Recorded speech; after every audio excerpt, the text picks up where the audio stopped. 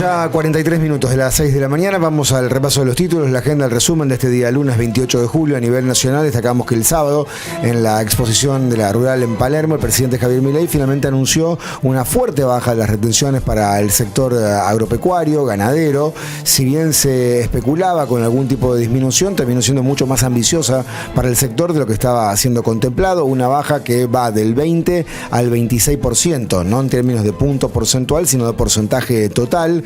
Se ve beneficiado el sector agroexportador, el maíz que venía tributando. Hago una aclaración, recién chequeábamos en la edición digital del Boletín Oficial, hoy todavía la medida no está publicada, por lo menos en la edición matutina no está publicada. En el transcurso de la semana seguramente esto se anunciará.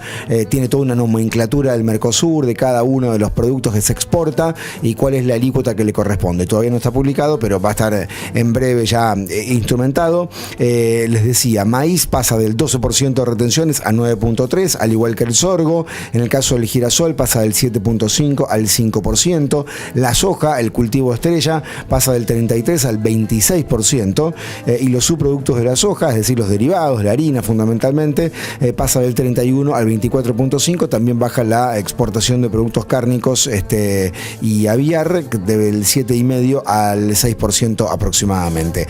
El presidente dijo además que esta medida va a tener un carácter permanente, ya no temporario. Ahora, es raro lo que ha ocurrido con las retenciones, ¿no? Porque el presidente y el gobierno, el ministro de Economía Caputo, había bajado temporalmente desde enero hasta junio, hasta el 30 de junio, por una situación de contexto internacional. Habían bajado muy fuerte los productos, los commodities, el valor de la materia prima, y además el gobierno necesitaba la liquidación de agrodivisas y por eso, digamos, hizo esta disminución. Pero era provisoria. Volvía a aumentar en julio. En un momento los arengó el presidente de los productores para que liquiden, porque dijo después, el 1 de julio vuelve al valor, digamos, que estaba vigente, que no implica una suba. En realidad lo era. Y el presidente se enojaba cada vez que alguien se lo marcaba. Y ahora, digamos, un par de semanas después, anuncia una disminución y dijo permanente mientras él sea presidente, es decir, lo que le queda de 2 años y medio de mandato actual y eventualmente si busca competir por un segundo mandato consecutivo, que la Constitución se lo permite. ¿Cuál es el impacto que tiene esto en materia fiscal? Estaba leyendo estimaciones de distintas consultoras, van de 500 a 700 millones de dólares. De 500 a 700 millones de dólares. El gobierno asegura que lo que busca con esto es apuntalar la inversión y la producción. No está mal desde ese punto de vista. Acá siempre entran en colisión miradas del mundo, ¿no? El efecto derrame que siempre se dijo, que es una lógica muy neoliberal. Ustedes se acuerdan que en los 90 se decía eso, ¿no? Bueno, hay que esperar que el vaso se llene y que cuando empieza a llenarse empiezan a caer, digamos, parte del líquido y derrama al resto de las actividades. No siempre ocurre, no es lineal, porque hay también maniobras de concentración económica, de ilusión impositiva. Y bueno, con esta lógica de sacarle un poco el pie a la producción agropecuaria, uno se pregunta, ¿y el resto? ¿Y a la producción industrial, por ejemplo, que genera mucha mano de obra en los centros urbanos, que usted además lo está perjudicando con la apertura de importaciones indiscriminada? No habría que bajarle la carga impositiva, no de retenciones, pero eventualmente de impuesto al valor agregado, de impuesto a las ganancias, que son federales.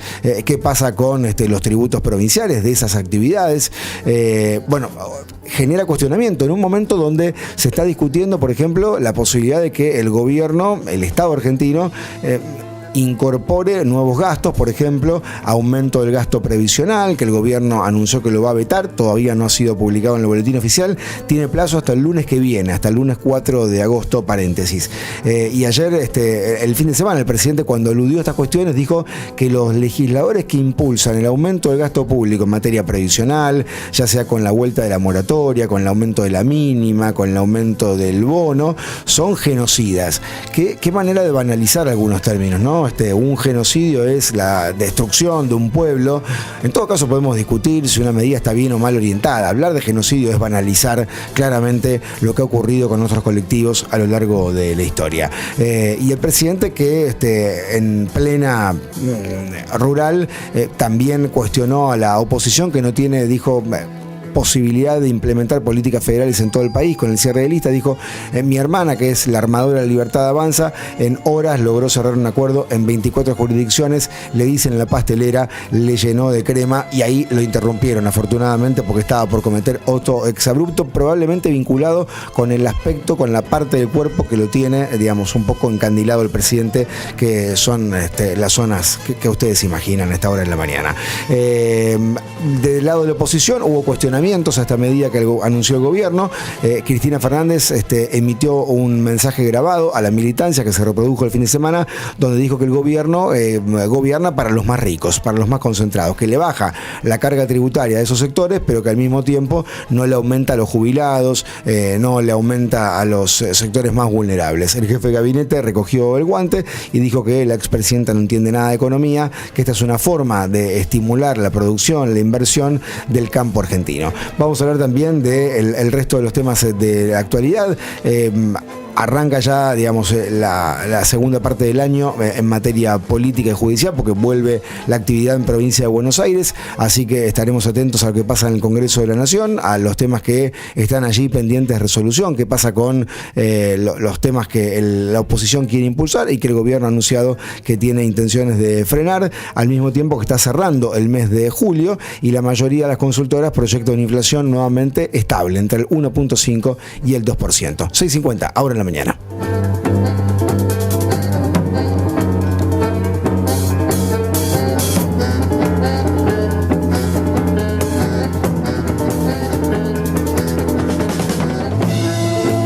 Faltan ahora 9 minutos para las 7 de la mañana. Sumamos un tema adicional que, digamos, generó mucha repercusión el fin de semana, que es el planteo que hoy lunes el gobierno nacional va a empezar a gestionar ante el gobierno de Estados Unidos, y es el intento de agilizar el ingreso de argentinos a Estados Unidos sin visado, sin la visa, por unos 90 días. Es una medida que estuvo vigente durante gran parte de la presidencia de Carlos Menem, luego fue dada de baja, y es clave ver la cantidad de rechazos de las visas solicitadas por argentinos en el último tiempo, que no tiene que superar el 3%.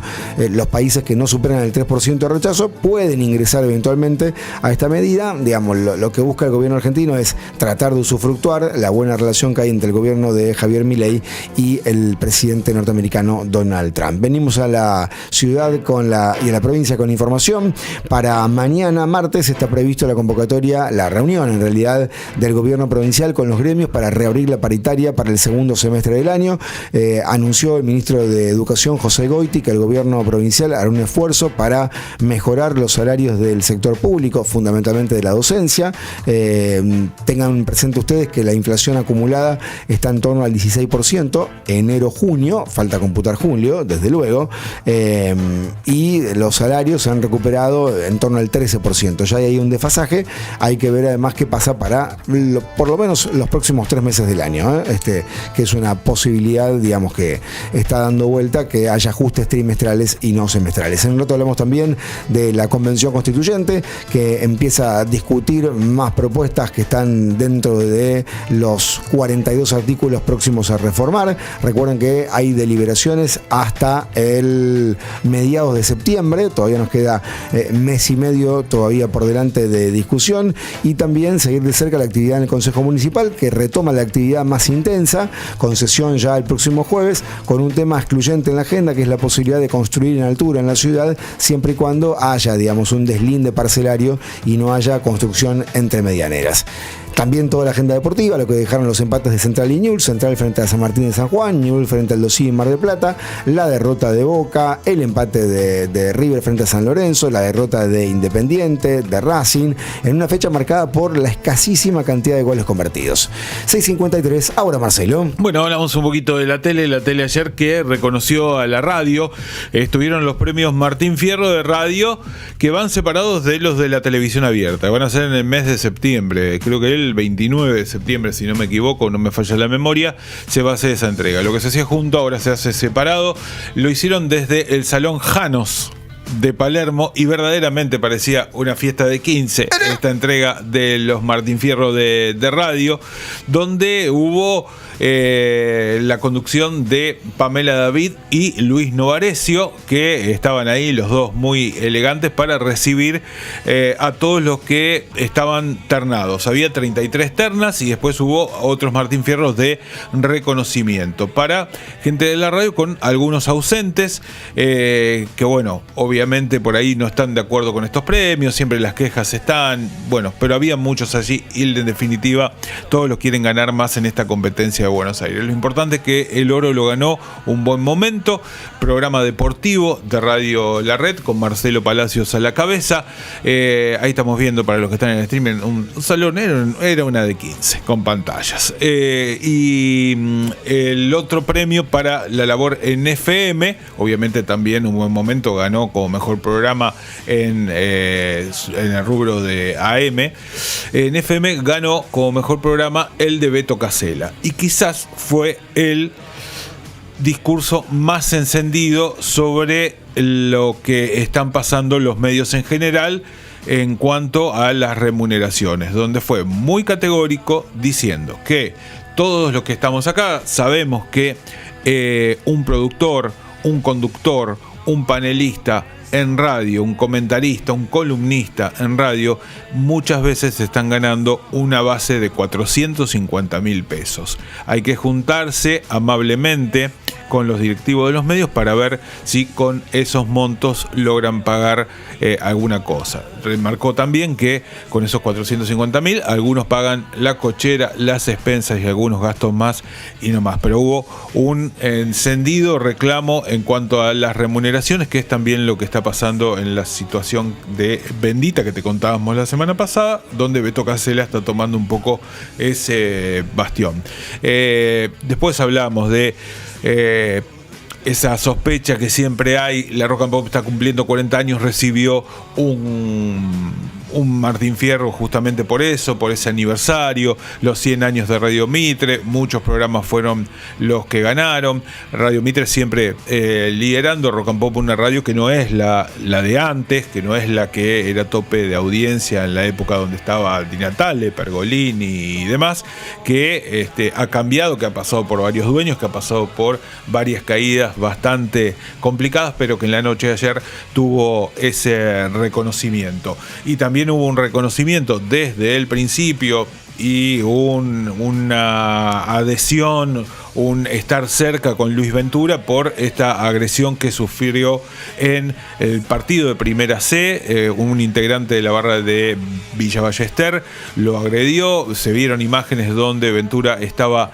en el piso, donde le costaba levantarse. Su hijo Facundo fue el que ayer ponía un comunicado y una foto de antes, obviamente, con su padre, diciendo que los estudios que le habían hecho le habían salido bien, pero que tenía que quedarse en observación por recomendación médica. Esto pasó en vivo en el programa Infama de Marcela Tauro, que recibe una llamada y le informan lo que le estaba pasando a Ventura. Así que hubo toda una solidaridad, un acompañamiento a esta agresión tremenda que tuvo Ventura y que no permitió que estuviera en esta entrega que te estábamos contando de los Martín Fierro. ¿Cuánto midieron los Martín Fierro? Bueno, midieron más en la alfombra roja, temprano, con Guido Sáfora, que estaba ahí, también estaba Tartu.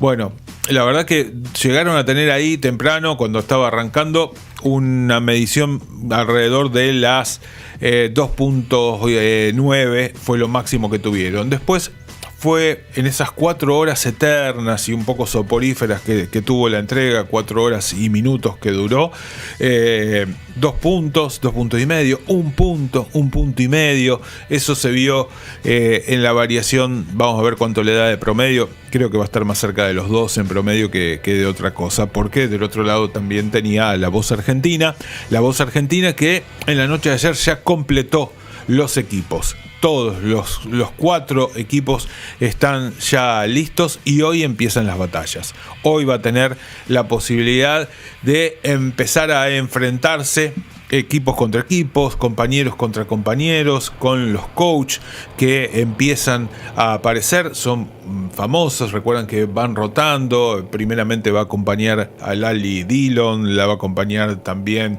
Zoe Gotuso, y así cada uno de los equipos tendrá a alguien que acompaña según las diferentes etapas que esté pasando el programa. Hoy entonces comienzan las batallas en La Voz Argentina, así que así estuvo más o menos la tele, y sí vamos a hablar después más tarde sobre un hecho que pasó este fin de semana que tiene que ver con un evento que organizó Ibai Llanos, quizás sigue siendo el streamer líder en el mundo, con un evento que juntó a millones de personas online. 6:58 en la mañana, mensajes de oyentes. ¿A qué número, Maru? A nuestro número de WhatsApp al 155-100-830, Guillermo. Dice José Luis, es inentendible lo que hace el gobierno, es fuerte con los débiles y débil con los poderosos. Al único sector rico del país, como el campo, le baja retenciones. Ya está explícito para quien inclina la cancha a Milei. Los jubilados y los más humildes afuera es un sádico. ¿Qué más, Maru? El celular que termina en 102 dice, entonces plata hay, pero para la sociedad rural y no para los jubilados, el Garrahan, las provincias, etcétera. Bueno, ahí está un poco la discusión de fondo, ¿no? El impacto fiscal que tiene, insisto, según muchas consultoras, la estimación va de 500 a 700 millones de dólares. No es una medida inocua, que el propio gobierno cree que puede esto neutralizarse con una mayor producción y un mayor aporte de otros impuestos, fundamentalmente ganancias. Las 7 de la mañana en todo el país. Tanda, noticias y venimos. Hola, soy el ladrillo de MSR.